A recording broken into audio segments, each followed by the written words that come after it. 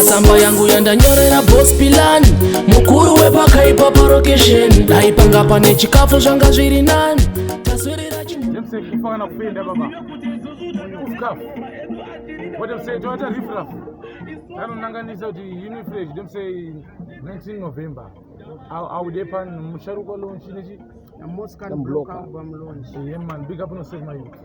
So tell a friend to tell a friend. If you miss you this, so company Unifresh.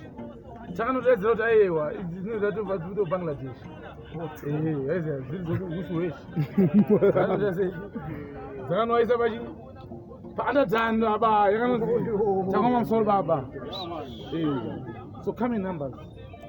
In witness for yourself. Performance. Them dead.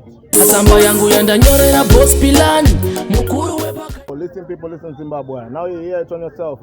This is Silent Killer album launch, a Moskan blocker in Musharukwa riddim launch. On the place Jackson Records. Yeah man, thank you. Mira. Iwe. Tumira baya next year wanakirwa mira kayo. Baya chiredi batani chocho.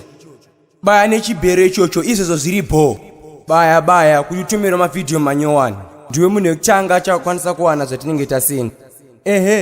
Aiwa chinotenda muri yeZimbabwe change chikupa izvisi change chaibva ku Dark Sound.